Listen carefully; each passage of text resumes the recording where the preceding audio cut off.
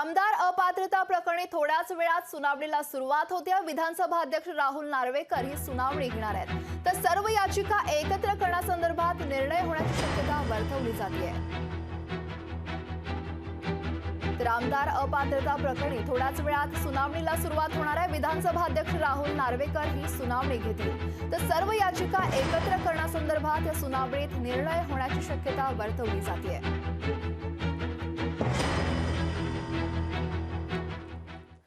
आमदार अपात्रता प्रकरणी विधिमंडळ अधिकाऱ्यांची कायदे तज्ञांची चर्चा सुरू आहे। विधिमंडळातील सूत्रांची लोकशाही मराठीला माहिती मिळते आहे। तर राज्याचे माजी महाधिवक्ता श्रीहरी अणेंसोबत ही चर्चा केली आहे आणि इतर कायदे तज्ञांचा विधिमंडळानं सल्ला देखील घेतला आहे आणि याचिका एकत्र करणं आणि नव्या वेळापत्रकावर देखील ही चर्चा पार पडली आहे।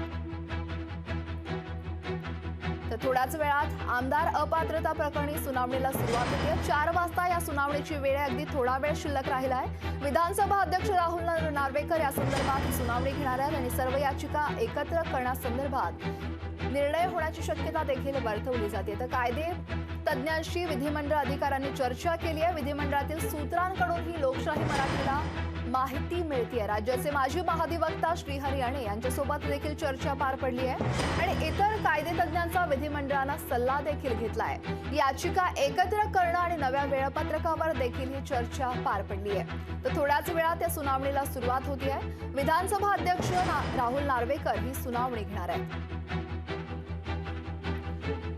आणि याच संदर्भात विधिमंडळ अधिकाऱ्यांशी कायदे तज्ञांची चर्चा देखील झाली आहे अशी माहिती लोकशाही मराठीला खात्रीलायक सूत्रांकडून मिळते आहे।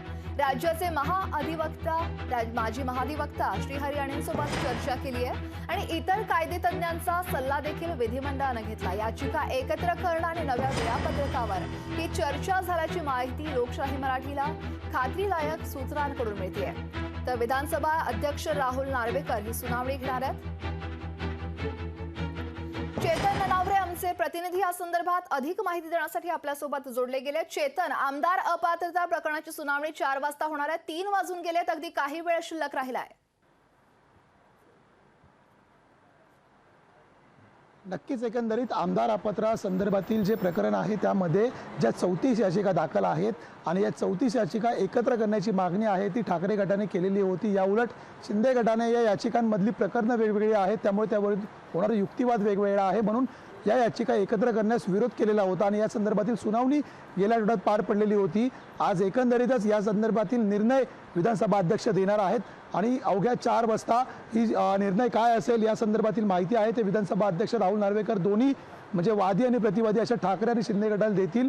आता सध्याची शक्यता व्यक्त केली जाते की 3 पर्याय जे समजले जातात, एक म्हणजे ठाकरे गटाची जी मागणी आहे की सर्व याचिका एकत्रित करावी ती मान्य केली जाऊ शकते, किंवा दुसरी की या याचिका एकत्र करू नये अशी मागणी शिंदे गटाने केलेली आहे ती मान्य होऊ शकते। मात्र या दोन्हीही शक्यता धूसर असून जी प्रमुख शक्यता आहे ती म्हणजे ज्या घटना 3 घडलेल्या होत्या ज्या संदर्भातील या 34 याचिका आहेत त्यामध्ये पहिली घटना होती की वर्षा निवासस्थानी ज्यावेळी आमदार फुटीचं प्रकरण झालं त्यावेळी एक बैठक उद्धव ठाकरेंनी बोलवली होती, त्याला 40 आमदार गैरहजर होते, या संदर्भातील काही याचिका आहेत। दुसरी घटना आहे की विधानसभा अध्यक्षांची निवड होती। विधिमंडळ अधिकाऱ्यांनी देखील कायदे तज्ञांशी या संदर्भात चर्चा केल्याची माहिती सुद्धा लोकशाहीला मिळते खात्रीलायक सूत्रांकडून। राज्याचे माजी महाधिवक्ता श्रीहरी अणेंसोबत ही चर्चा केली आणि इतर कायदे तज्ञांचा देखील सल्ला घेतल्याची माहिती समोर येते। थोड्याच वेळात या सुनावणीला सुरुवात होते आणि या संदर्भातले अपडेट आम्ही तुमच्याकडून वेळोवेळी घेतच राहू। धन्यवाद चेतन दिलेल्या माहिती संदर्भात। लोकशाही मराठी ऐका, पहा, जागरूक रहा।